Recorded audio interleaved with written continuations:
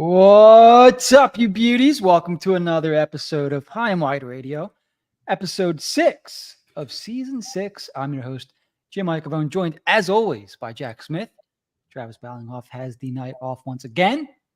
If you're watching us live on YouTube, make sure to subscribe and set an alert for future shows. And if you're listening as a podcast, please make sure you're listening and subscribed on Apple Podcasts or Spotify to get notifications for future episodes the minute we upload them.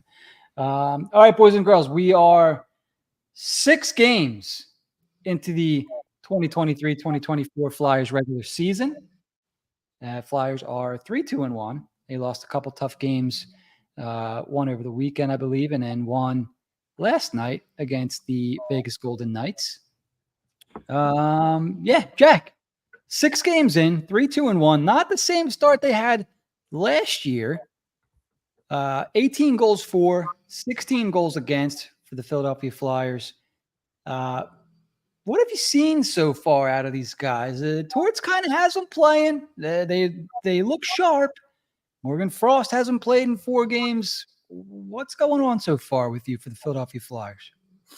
Outside of rebuilding and quote unquote tanking the draft class, it's been pretty good. It's hard to argue. It's a lot of Bobby Brink. I've been loving what I'm seeing. Zamula, although I think he had a rough play the other night, but Hart looks like he's played every game. I think he's looked great.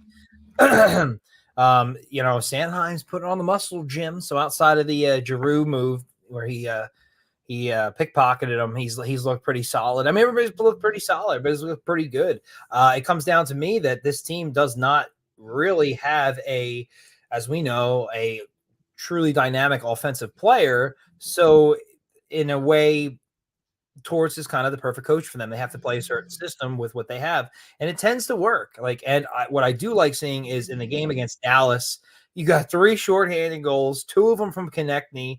That never say die attitude where in years past that game's over before the second period ends. It's 5-1, 6-1, and they're packing their bags. And then they play a really tight, close game against the defending Cup champions at midnight. And it was those are the kind of losses we need where everybody contributes. They play the hard fought game. They just come up short because unfortunately you don't want points because we still need more prospects and whatnot. But if you're going to lose a game, you lose a close game. You lose like that. So it's hard to be upset with anybody, I guess, except for Frost, which is its own anomaly. But there are some injuries. I don't really care about the Stahl one because he can still be with the team and still, be with something of a mentor, which is why he's here. He doesn't necessarily need to play. Risto, on the other hand, if you're trying to unload that contract, definitely not this year. I think he's got 4 years left still. This is year 4.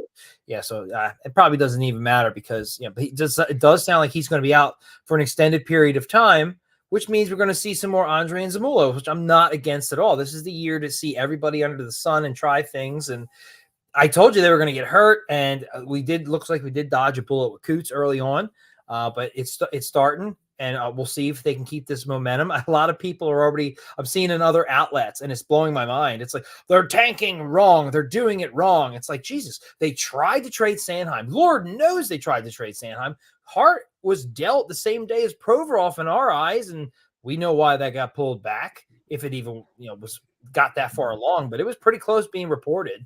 They moved on from plenty of players, and I don't think adding Hathaway and Paling and people of that and Walker, I don't think that's why they're doing what they're doing. No, it's definitely TK. It's Coots. Farabee's got a couple of goals. Brink has looked great. They have a decent team. I don't think that they're not contenders or anything like that. When I say decent team, they have decent lines, but they don't have any top echelon lines. It's not going to separate them from the pack. Ultimately, they're going to start to drop in the standings. They tend to get off to a hot start every year. And I shouldn't even say hot, like fifth, they're above 500, right around 500. Wait till November. Wait till November rolls around, first, second week in November. Then things start really falling off. November is the worst month for them, no matter what kind of, either whether they're trying to win now or build or I don't know. November is bad for them, and I think they're going to continue to get hurt. A lot of teams do. McDavid's currently out, but then I think you're going to see some issues. But can't argue when you get the full unit out there what they're doing. It's hard to have any issues with that, especially 3 shorthanded goals and against a team that's clearly better than you to keep things going. It's fantastic. They can't ask for much more. Yeah, that was a hell of a game. That was against Dallas, right? 3 shorthanded goals. They end up losing in overtime. They get a point. Dallas, in my opinion, is a cup contending team. Another 4-1 win against the McDavid and Draisaitl led Oilers. I'm just saying, it's and a 3-2 loss. To me, though, if you look at the Oilers, that's more of an Oilers issue than it is a Flyer success. Yes, take care of business against a better team, but they are really looking like they're struggling right now. Yeah, it's early, but the Flyers seem to take advantage. It's one of those weird things because the Flyers played them really well last year too. Remember? I think they won at least one, and maybe should have won the second. They won in a shootout or lost in a shootout. I can't quite remember, but for whatever reason, they play the Oilers well. If you play a pretty fundamentally sound game against the Oilers, it puts you in a good position to at least compete. They're such a wacky team, the Oilers. There's a lot of talent on that team, but they feel all over the place. Maynard Kane, he's like fighting because they're losing. He's not looking like the same guy they re-signed at all. Obviously, lose McDavid hurts a bit. They have defensemen. Are they really any good? Sure, some of them, like Bouchard, could be really good eventually, and that's even more so offensively. But who's their goalie again? Skinner? Who else they got? Skinner and I believe Campbell, yeah. Like, are we really hitching? People pick them to win the cup. I'm not saying it's not possible. They got to straighten some things out. Obviously, and lose McDavid sucks, but they just feel like a team with a bunch of pieces, and the pieces are going to take all season to get put together. So I think the Flyers took advantage of that pretty early. And if you're a fundamentally sound team versus a team that has a lot of talent, but they're all over the place, I think you can come out on top. And I think that's why they typically play them pretty well. Ask me again if they play them again in like April or March. So we shall see. But early signs with this team. They're playing as a team.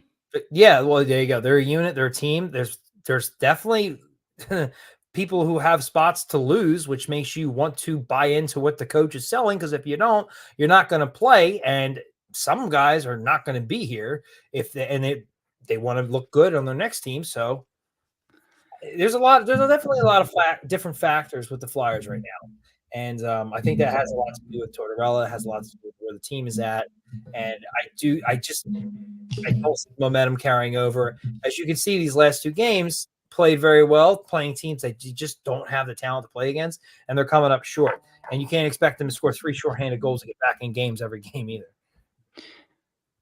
Jack, if I was to ask you, just off the top of your head, who leads the team in plus minus right now? Who would you say?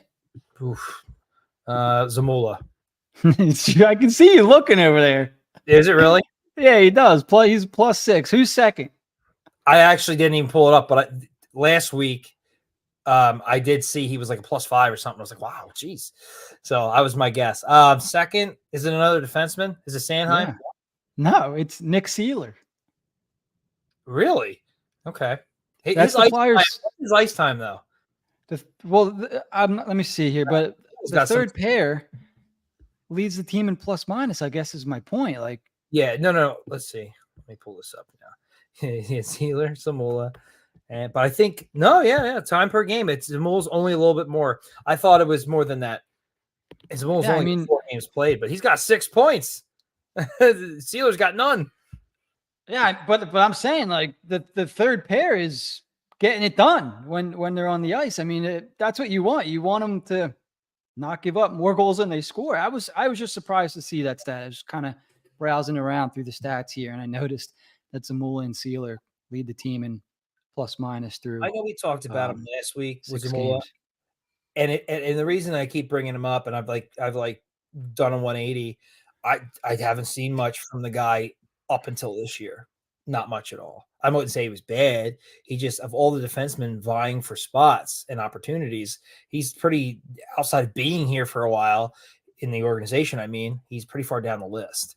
And I can't even say I saw anything in preseason games or at least the earlier ones or camp that made me, well, he's got to be here. Like I was kind of shocked, although there are a lot of openings on D, but he's since the season has started, he's really impressed. And now with these injuries, I don't really care that Risto's out. If anything, I'm like, great, let's see more young guys. Let's see more Zamula. Like this is the guy with maybe it's 6 games, but this is the guy we thought for him 4. We thought we were getting when we got a free agent, signing essentially, much like Phil Myers. So maybe he can be the real thing. He had to put on muscle and keep it on, and it seems like he has. He does look bigger out there. So got number 5, big old number 5 in there. I'm like, there's Coburn out there, big old oof, just missing the nose. But I mean, if you get anything from this guy, that's a win. Are you kidding me? So I like what I'm seeing. Like it's hard to have issues with this early season with much of anything. I think people have issues with Tortorella, but that's about it. They're always going to, and it's always a specific type of person. No offense to anybody out there, but it's the people that don't like Torts are all, from what I see. They're I love all you guys, so I don't want to put you down, but I'm sure if you don't like Torts, you're probably not listening to this show. But yeah. Anyways, Igor Zamula, I haven't watched him as much, admittedly, even between this week's show and last week's show. Only played in 4 games, 3 points plus 6 leads the team. It's just interesting to me. I'm not going to touch on it too much, but something to watch. Maybe they actually do have something in Zamula there. It's only 4 games, so we'll see. We do have some topics here. I want to get to the guys in the comments first. I appreciate this. Zach, love the shirt, Jim. Love you too, Zach. And Dave, that shirt should be part of a giveaway, Jim. I don't know if that's a compliment or not. I think you should sign it and give it away. I love this shirt. Yeah. All right. So pretty solid start for the Flyers. Obviously, only a game over 500 and stealing some points from good teams here. Tough one last night. Tough night overall in Philly sports. The Phillies go down, and then we're all watching the Flyers. I don't know about you, Jack, but I fell asleep. I think just before the third period started. I might have woke up some point in the third period and went back to sleep, and then so you're disappointed last night. You go to bed disappointed, and you wake up this morning disappointed because the Flyers lose.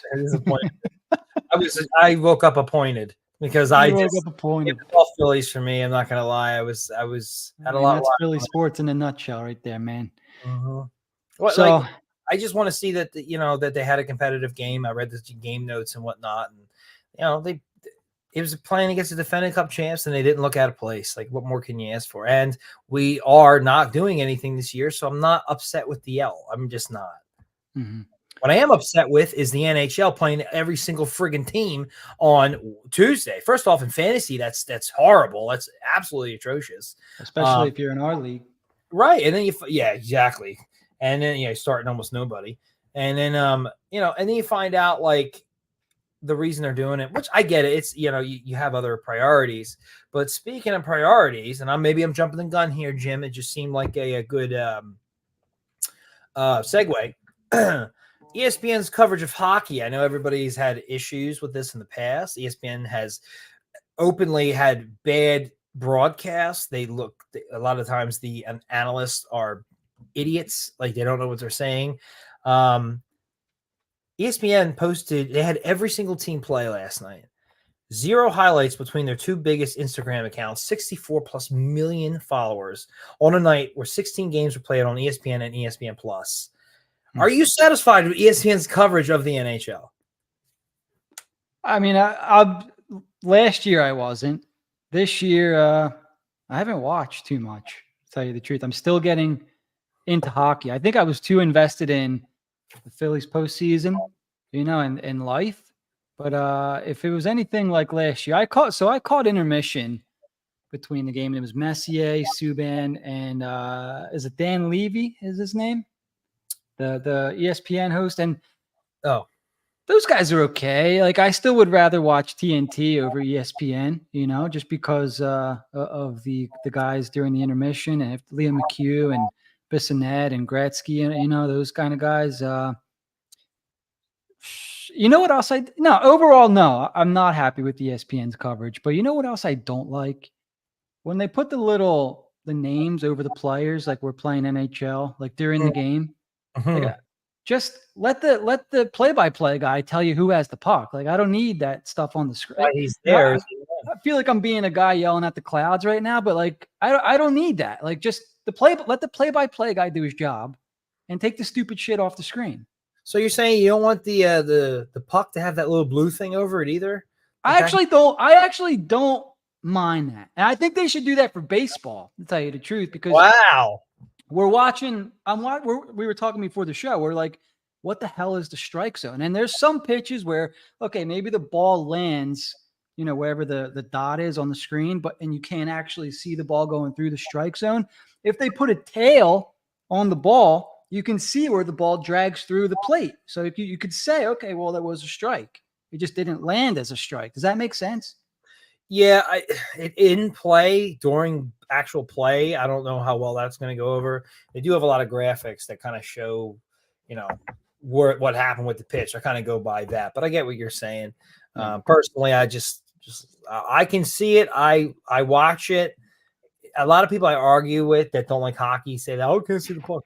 I'm like, it's a black puck on white ice. What else do you need? But it didn't go over well back then, but maybe in today's day and age, they can do it better. I purposely don't have any issues, but that's me. There's a comment here from Zach. Those three, PK, Moose, and Levy, did a good job. Bucci and Weeks were so annoying. And it might be unpopular because I think Bucci's pretty popular on Twitter, or Buccigross. I don't know if I'm a fan. He does annoy me too. Weeks maybe not so much, but Buccigross kind of does annoy me a little bit. And I've seen Buccigross at one of the games, and great guy. He weirds me out a little bit. He's like a tall elf or something. I don't know what it is about him, but he like Moron, huh? weird vibes. I don't know how to explain it. Like I don't know. Just kind of was like, oh, I don't know if I want to be around this guy. Yeah, I'm sure he's a great guy, and it's I'm getting off topic because Zach just called him annoying, and I'm like, this guy might not be good, but yeah. So I mean, what did you think of those guys, Jack? I'm one of those people that typically don't have issues with the on air talent like that. When I referred to it, it was more any like ESPN article that goes up, anything ESPN. They're trying to promote hockey in some way, shape, or form with somebody. The former players, the people in the league, they don't tend to bother me too much. Sometimes it feels a little forced, but uh, I almost don't listen sometimes because I'm watching and I don't need to hear them except for maybe an occasional player or whatnot. I understand why people would say they were a little annoying for sure. But ultimately it doesn't really bother me unless like somebody's clearly showing favoritism, which you're not going to really have in the regular season. It's more of a playoff thing. There are certain players that if they were like on, it would annoy me. Like if Barnaby was on there, he would annoy me. But that's a personal thing. You know what I mean? I'll be honest with you. I think that everybody loves, you just said Bissonnette, right? I think he overdoes it sometimes. He was like cheering last year in the playoffs. He's like, woo, woo. I'm like, this is the most overacting I've seen in quite some time. And I'm sure people are pumping their fists. Oh, he loves hockey. I'm like, yeah, he loved to play because he was barely on the ice. So shouldn't have said that. But like that kind of stuff irritates me a little bit because it just feels so forced. I hate when they try to force things. Just analyze the game. Like they tried to do a joke. Remember the Tocchet joke they tried? It was some of the hockey players don't have personalities. So when they try stuff and they force it, it crumbles. It's horrible. It's so horrible. Like Tocchet, act like you were coaching the team or something. And he's yelling at the analyst. It was cringeworthy. It was so bad. It was cringeworthy. I don't remember if I saw that. I kind of like it. Like you like cringe, huh? You like that? So when I do kind of, yeah, when I watch the TNT, I'm like, yeah, get weird with it, get nuts, like make this as weird as you can do it.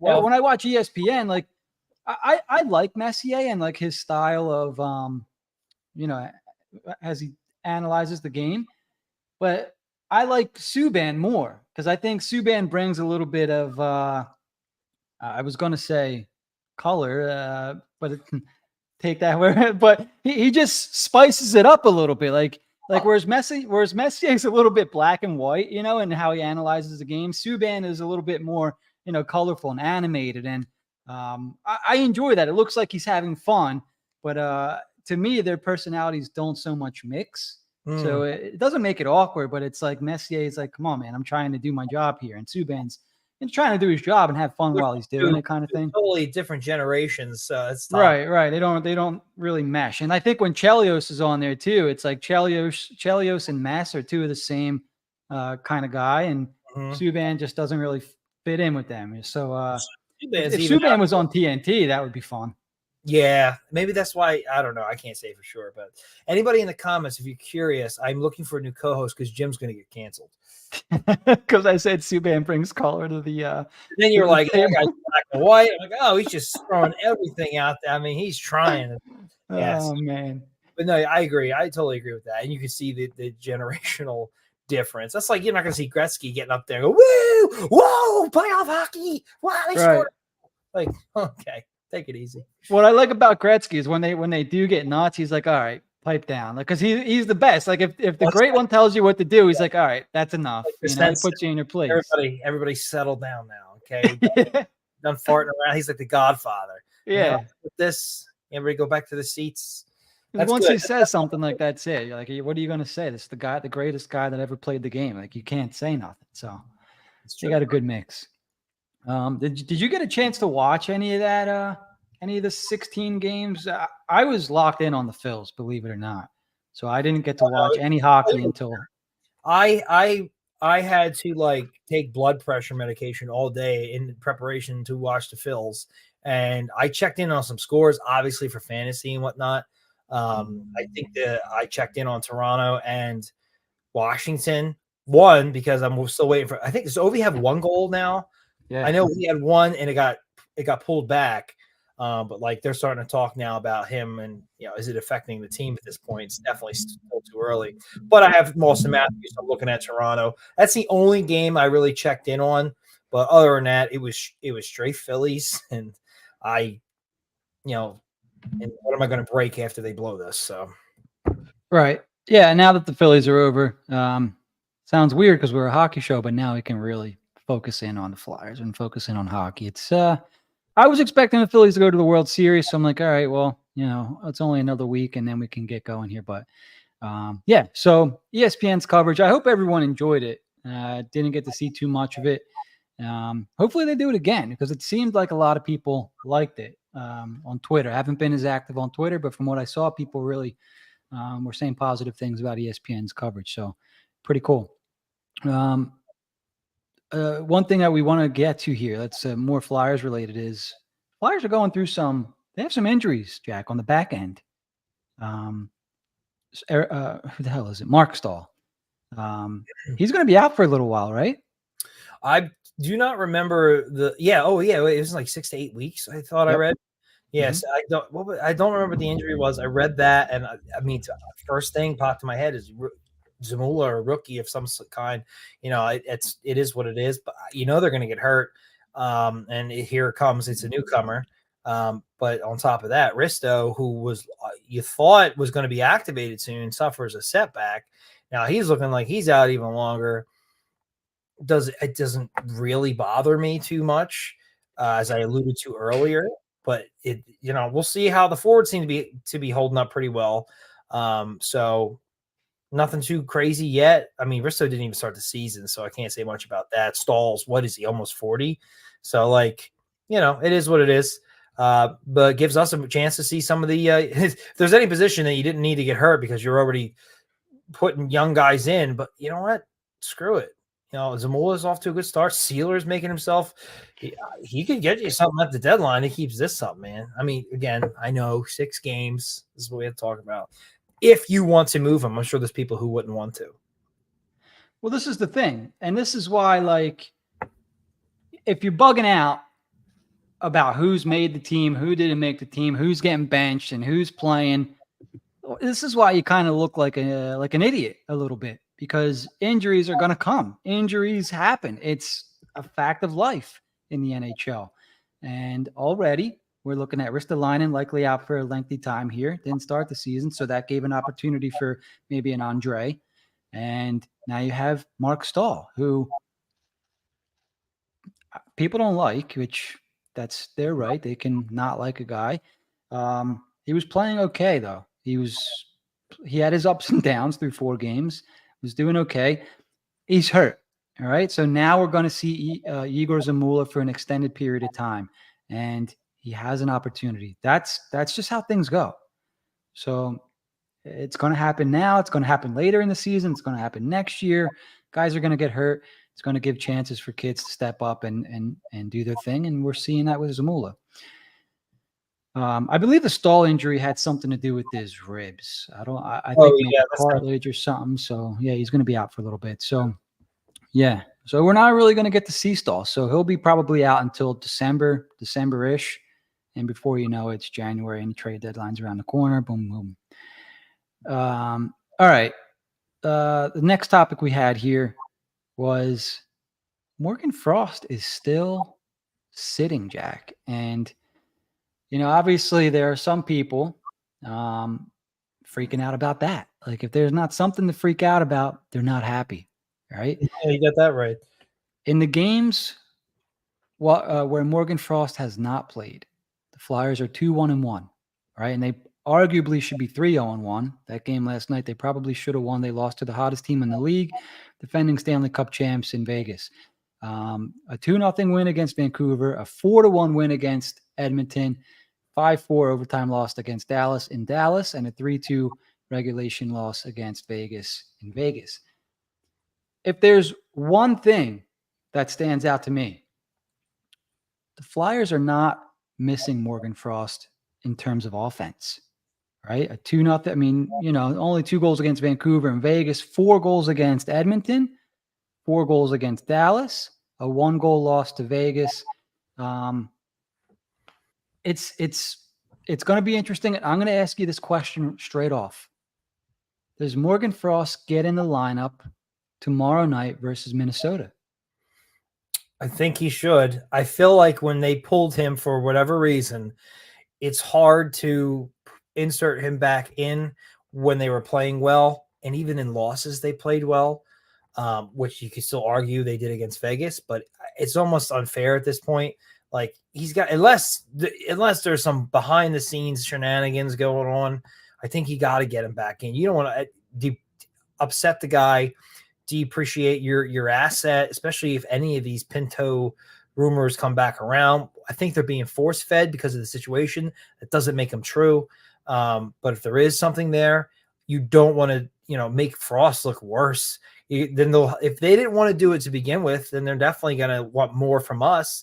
They're going to have us by the balls here. He's like, this guy's disgruntled. You're disgruntled. Your coach is disgruntled with him. He's shown nothing. He's barely played. He's a negative asset on your team this season so far. You're headed for issues. Why am I going to give you Pinto plus and whatnot? And I felt we were only getting Joseph so they could sign Pinto. Excuse me. So I don't see it. I don't see that like that. But if you have interest and think you can finagle something, including Frost, well, he needs to get back into the lineup and playing. He's been sitting I think he's been sitting too long now. He only played 2 games, for Christ's sake. Like, you guys needs more of a chance than that. So unless there's something going on at practices or in the locker room or wherever where he's just, him and Torts are just not happy, he's got to get back in.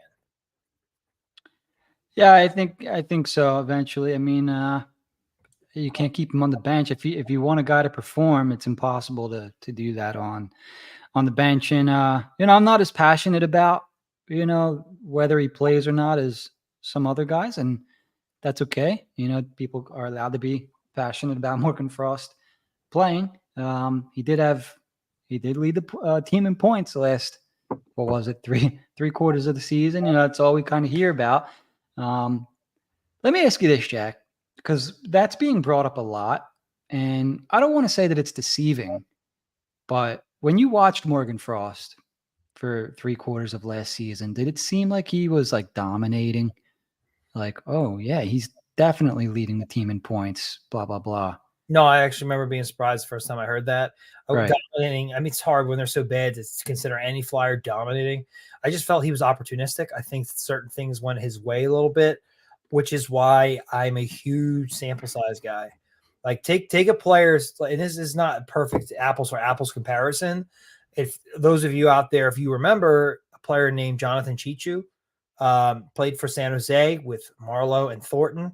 He had at least one, if not two, 50-goal seasons. If he didn't yet, he was in the 40s. And then went elsewhere, signed a big deal, and was nowhere near the 50-goal scorer he was. And that's like 2 seasons worth of sample size. So everything you have to take, with everything is context. Context is everything. I say this all the time. Like, each situation is unique.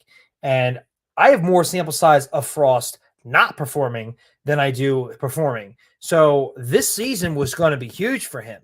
And I'm glad they didn't sign him long-term. There's people sign him 8 years. Like, can you imagine how stupid they would look right now if they did that? Yeah. I mean, so I'm like, they did it was a good deal. They worked it out. It made no sense to me that he was holding out or whatever happened there. His contract's good. So big season for him, and he can't even get in the lineup right now. Now, you want to say that's all Tortorella? Fine. I know he has a lot to do with it, but you can't say it's everything either. So this is a big year for him, and the fact that we're having this issue is very big head scratcher. Yeah, I mean, play better. It's really that simple. Outplay Bobby Brink, outplay Tyson Forster, outplay somebody and get in the lineup. I don't have, I think, favorite players on this team. I want them all to do well and succeed. Some more so than others. But I don't have like a favorite guy. Like, if Morgan Frost is not in the lineup, that means someone's playing better than him, or there's a reason why he's not in the lineup. You know what I mean? Like, that's kind of how I look at it. And if he does get in the lineup, okay, well, do something now. You have your opportunity. What are you going to do with it?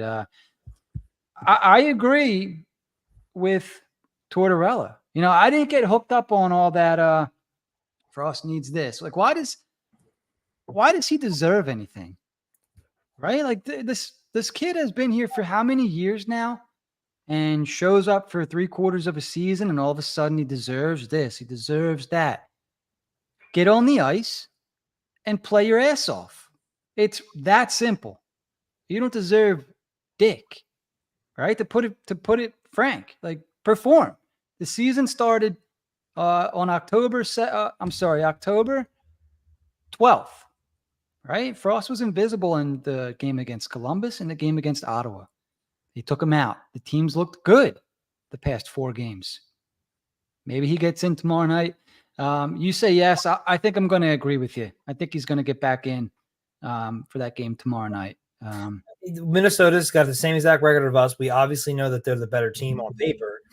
They do have that superstar. If he doesn't get in that game, they then play Anaheim. He should definitely get in that game. You need a game to boost your morale in a way. You got to play a team like Anaheim. I don't think they're pretty close to the bottom dwelling team. I know they have Zegras and Gibson and whatnot, but that's a game he gets back. He has to, unless there's something going on that we just don't know about, which I haven't heard any murmurs of. We just all assume that Tortorella flat out doesn't like him. And in a year, that doesn't make sense to me. Does that make sense to you, that Tortorella doesn't like Frost? Because that's what comes out, and it's like, well, how can you say that? I see him having preferences, but when you see what's going on now, I would have never believed it to the extent that it's been drawn out to until this has gone on. And it's like, 2 games is not enough for me to be like, you need to ride the bench. Like, look, I get it. But some guys are slow starters. So, and we know he is. Like, I jokingly, and this is the 3rd time I'm bringing this up, we're doing our odds for this season, and Frost had so many points for the season. Maybe it was 50 or 60, I can't remember. And I was like, take the half season under for whatever the points is, because he might only get 12. I was joking, but he's a slow starter, and I thought he would even be playing at this point. So now that bet suddenly is looking pretty good. But it's 2 games is not enough. If it was a month worth of games, like a good 12 games or something like that, okay, I can see him a little bit longer, but like 2 games and no shot of getting back on the ice, unless Tortorella is truly impressed with everybody he's seeing, which you can't say that.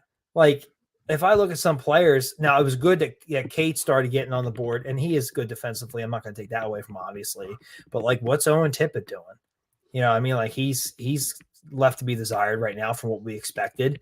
So I've been kind of just not. I've been okay with Tippett. I'm not Nah, saying he could, but he's also Frost is a center. I'm talking about wingers here, but like you can't pull Cates. You're not going to put him on your fourth line, so you're going to move Lawton. You're obviously not going to move Coots. So like I look at who's available, and the only guys that I can see them pulling from the lineup just to get him in, and correct me if you disagree, would be Tippett, which I don't think they're going to do because of what he did last year and what they expect. They probably, if anything, they want to get him going. And Forrester maybe, but I mean, you have another section of the fan base and upheaval about that.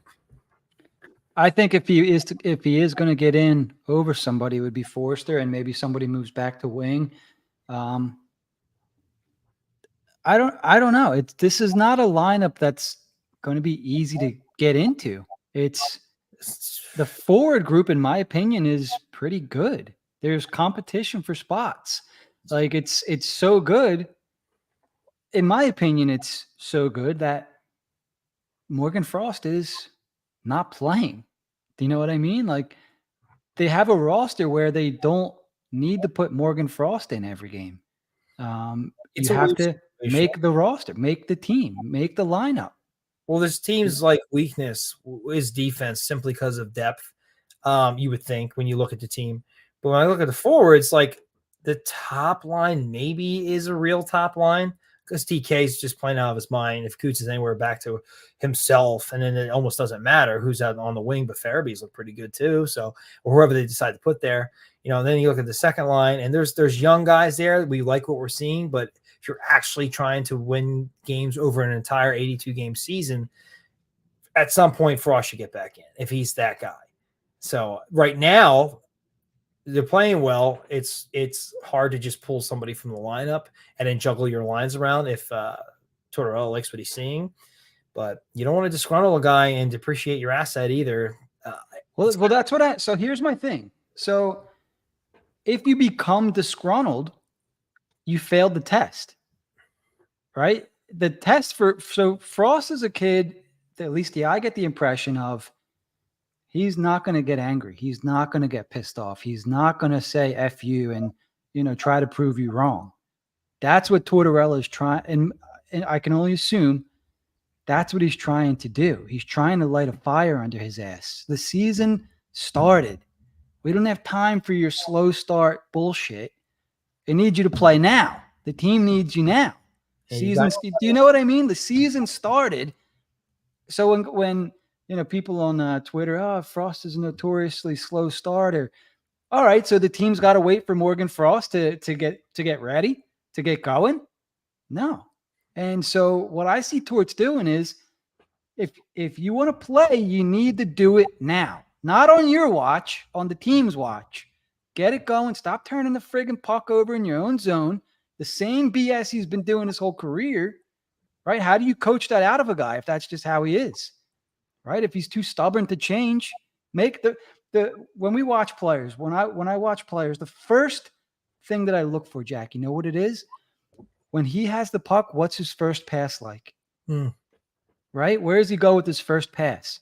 Is he confident? Is he is he intentional with the puck? And in Frost's case, he is, but there are still some times where it's like, what the hell was he thinking there? Why did he do that? Why is he trying this backhand behind the back pass or cross ice pass? Or, how is he turning this puck over in his own zone? Again, go this way with the puck and get it out. Otherwise, you become stuck in your zone. Like that stuff matters. If you're stuck in your zone, guys are left out on the ice. People are getting tired. So little stuff like that. I mean, especially when you have a team like the Flyers, you can't have a guy that's maybe not that good doing his own thing.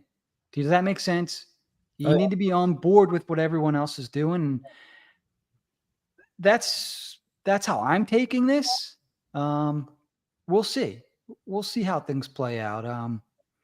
I'm hoping Frost gets back in the lineup, maybe puts up a couple points, stops turning the puck over in his own zone, can look at Torts and say, hey, go F yourself. You benched me and look what I'm doing. Sometimes having the player not like you and getting to play like against you is for the player's own good. It's an old coaching trick. Get pissed off at me, prove me wrong. You know what I'm saying? And so Tortorella's a smart man. I don't believe that he does anything. I think he takes the feelings out of it. So, some of these younger guys on Twitter, oh, it's clearly because he's got a problem with Frost. He doesn't like him. No, get out of here with the feeling stuff. All right. This guy's coaching to win games. Doesn't give a shit about his own feelings, right? Because he doesn't like a player. Frost has had all the opportunity. He had training camp. He had, 2 games is a small sample size, I will admit. But if there are guys knocking on the door to play over Frost, dude, now's the time, or you're going to get lapped, bro. They only signed you for 2 years. If Torts didn't like Frost, they wouldn't have signed him for 2 years, right? Because Torts is in Danny's ear, yada, yada. Trade his ass for Pinto if you didn't like him. But they signed him. So I don't buy that for a second. I think he's trying to light a fire on him. I think he's trying to pull the potential out of him, and we'll see if Frost passes or fails here. It could say a lot if he's going to be here for the next however many years. Well, one thing I definitely agree with is Tortorella. That is definitely his coaching style, and I actually really like that. He wasn't necessarily brought in here to win, although his defensive style of play is going to lead to more wins at a time where we probably should be losing. But he's brought in here for the culture, and having that kind of, you're here to play now. You got paid. You're here to prove it now, not when you're ready. Exactly. Not when you feel like. I couldn't agree more with that. I play a little devil's advocate with Frost. I do think they signed. They signed him. He's a restricted free agent. He's an asset. From a general management perspective, they had to. You're not going to take the compensation that you're going to keep him and see what happens. And I believe that. But Tortorella's running the team on the ice. Excuse me. And I can see people jumping to conclusions and he just doesn't like him because you look at Tortorella and you look at Frost. And I've had my issues with Frost early on in his career when, he came up, does something pretty, then disappears. And then he's not training at the facility, but COVID's a thing. It's like, dude, if it was me, and I don't have a shred of that talent, I don't care what's going on. I am doing everything I can to play for the Flyers. I'll make myself look good. Where you tell me where to be, you say jump, I say how high. You say run, I say how far. Like I'll do, and he does not. You cannot tell me based on what we have seen over the time his time as a Flyer that you can't say with confidence that he has that mentality. I'm not going to say he doesn't, but you can't tell me with confidence that he has that mentality. He's a skilled player who, very much like you said, maybe is doing things on his own, but you can't be a slow starter. Almost everybody else is on board, which is why the team's got a winning record right now against some good teams too. Really, even when in their losses have performed well, have looked very good. And he just doesn't jive. However, 2 games is way too short a sample size. He does need to get back in. For sure. He will. Wanted to move off of this. It's not on our notes, but I want to bring it up. Speaking of players who passed the test, so this is from Bill Meltzer from a couple of days ago in regards to Wade Allison. Asked about, and I believe he was speaking to Lapierre. Yeah, well, he was speaking to Lapierre. Asked about Wade Allison's play since coming back to Lehigh Valley. Lapierre minced no words. The Phantoms coach laced into the power forward, saying he's seen nothing positive about Allison's play in the first 4 games to date. So that was the 22nd. What's today? The 25th. He's probably disappointed to be here, Lapierre said, adding that Allison needs to work through it. Look at Lax. It's Lazinski. Yes, he's come down here and is doing everything. He said Lapierre also said that every organization, not just the Flyers, notice.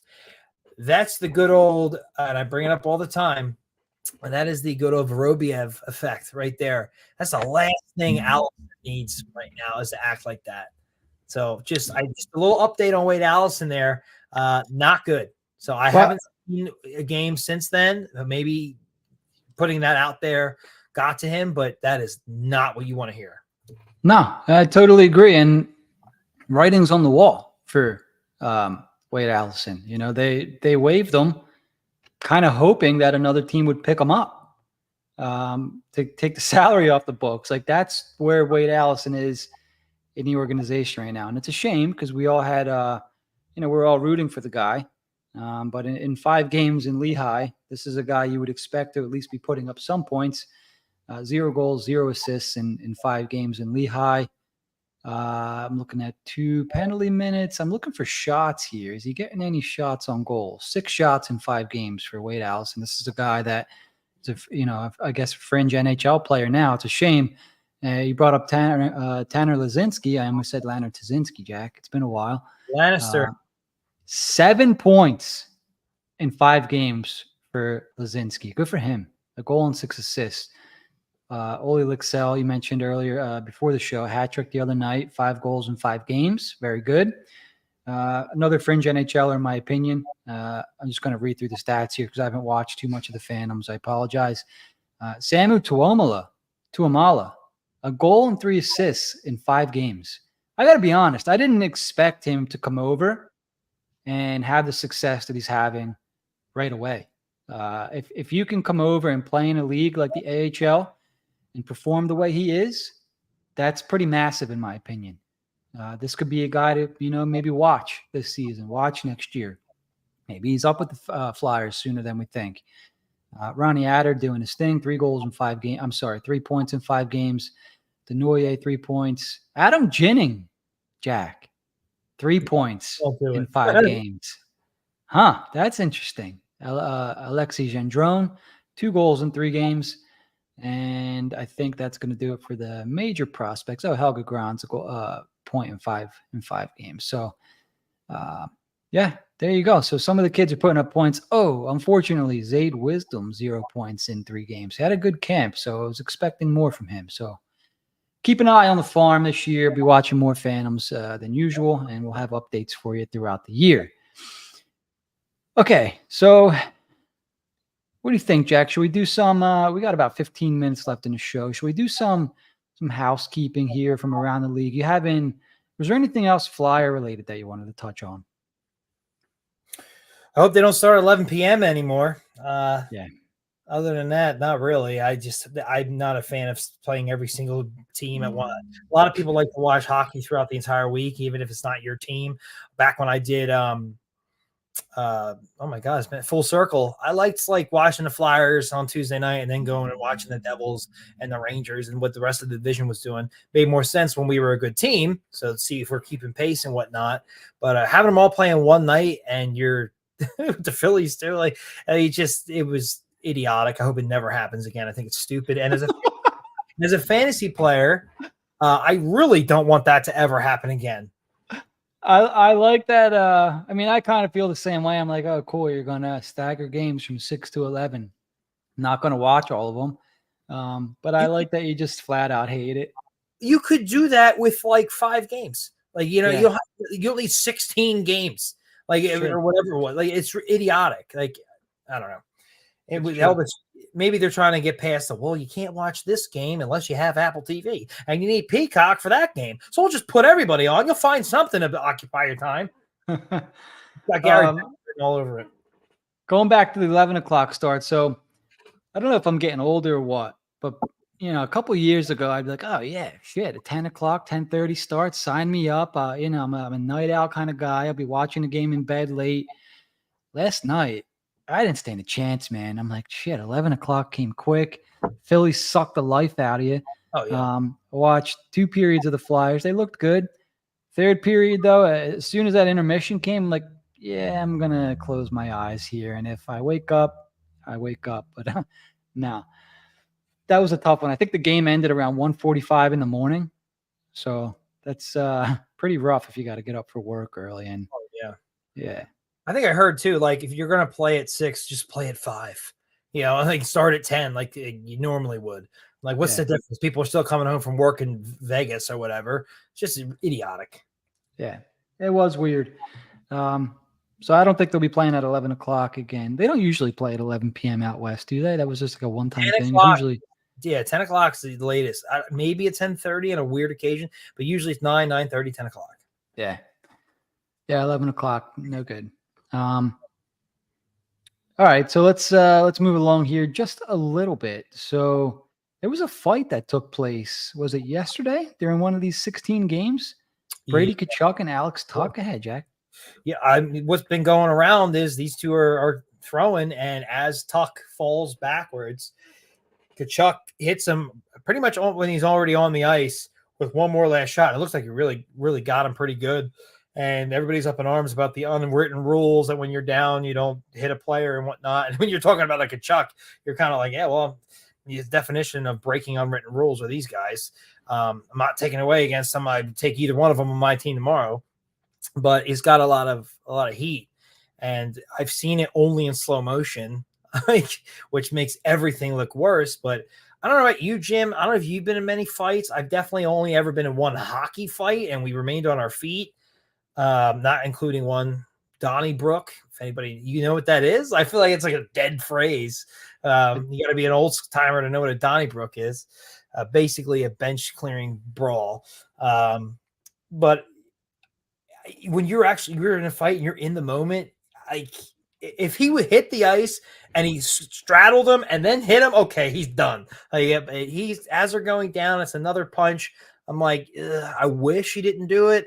But when you play that in regular speed and when you're fighting somebody, your adrenaline is absolutely pumping. You're not exactly thinking like, I probably shouldn't do this. Like these are the people when you stub your toe and you curse. Oh my God, I can't believe you said that. I'm like, you're right. I thought about that right after I dropped the hammer on my toe. I shouldn't say a bad word. Darn it. You know, like some of that stuff is just idiotic to me. I'm not going to be personally too hard on him now, but he did get him good. It was a pretty clean. It almost looked. So I agree. Here's my thought. If I'm fighting somebody and it's like personal, you're a little bit more fired up, and you know you might have something like that happen where you're like, oh shit, in the moment, you know, I went a little too far, kind of thing. And the replay that I saw, and it's just replay because it's very slow. I didn't see it live. It did look like he was punching him as they were falling. Like I didn't see him dead stop and go boom, right? It looked like as they're falling backwards, he kept punching, and you know that happens it happens so quick. I will say that when it's not as personal, you know, some of these fights that these guys have, they want to win the fight without hurting the other guy, if that makes sense. So you might see them pull a punch, right? And maybe the more experienced fighters, you know, they're more conscious of when a guy's going down, you know, the unwritten rules. Not that Brady Kachuk's not a fighter, because he can drop the mitts. But maybe, you know, a guy who doesn't fight as much has a little trouble staying, it's going to sound weird, more calm in a fight, if you will. Yeah, or some of these guys who do it for a living, you know, it's just another day. You know, this is what I do. Of course, I'm not as fired up. So I don't know. It's interesting. I get what you're saying, and I agree. You know, if a guy's down, especially if it's, you know, it's one of these rules, unwritten rules, you don't punch him while he's down. You got him pretty good, though.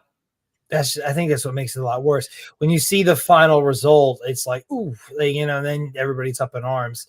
And it'd be nice if you could stop yourself. But I didn't watch the game, but somebody did say that he tried to slew foot Kachuk. Now, that's one of the dirtiest things you can do. So, yeah, I'm throwing. Are you kidding me? There you go. Get me hurt? Is he serious? A cheap shot like that? I don't know if that's true. I did read it a couple of times. I have no way of watching this game back.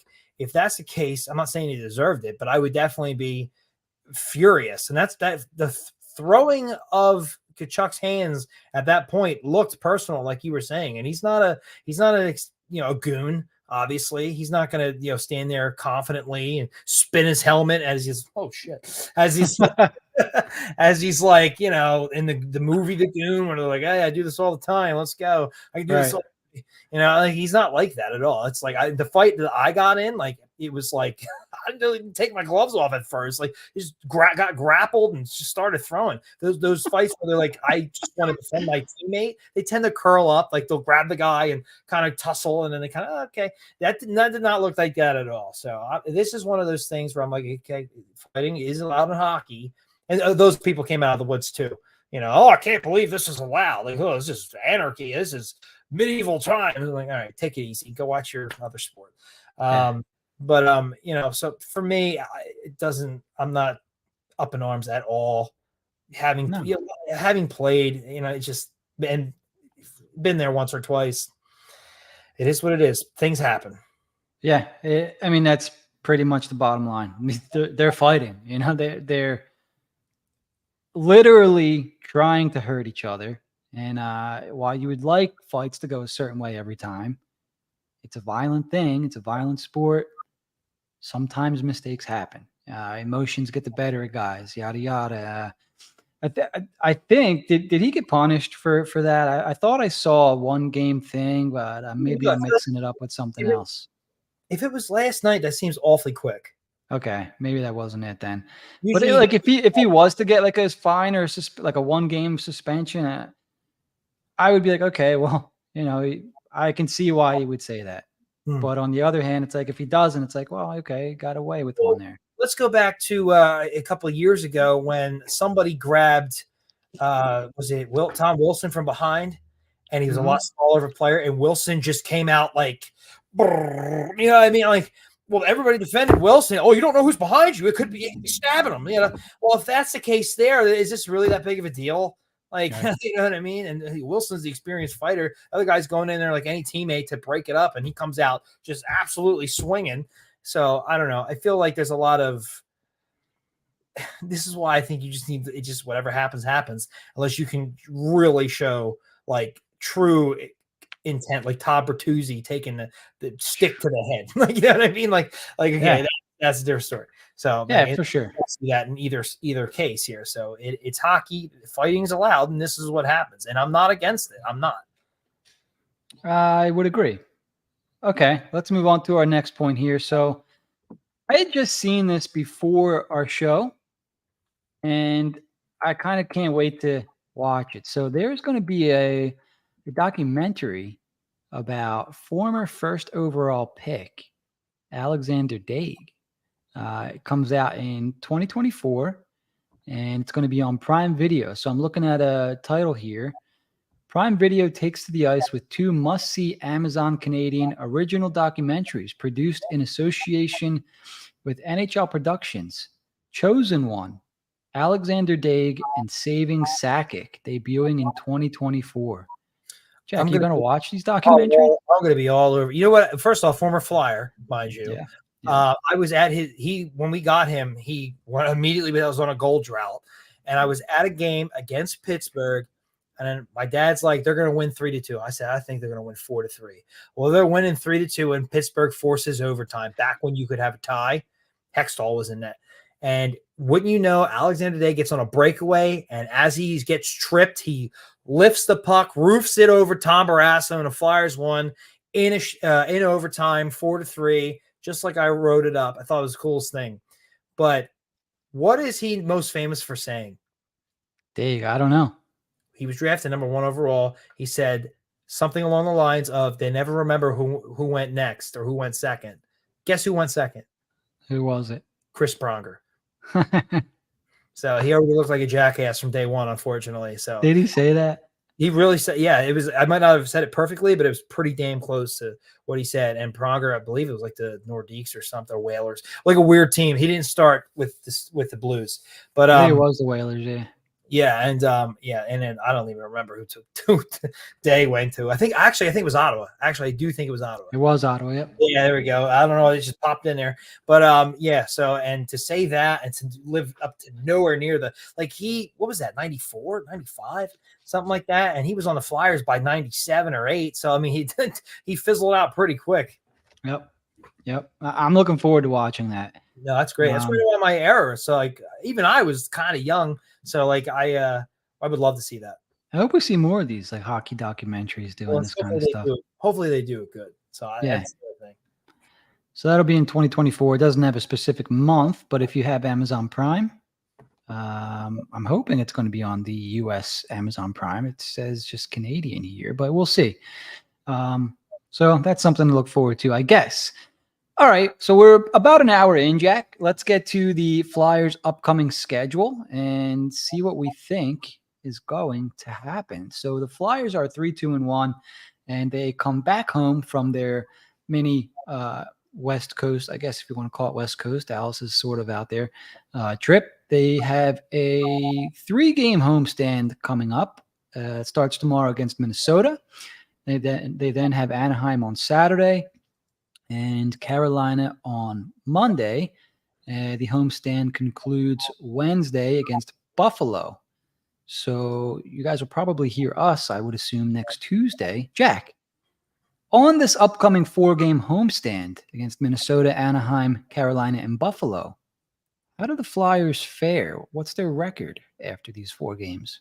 Well, I think they're going to go 2-1-1, which would make them 5-3-2.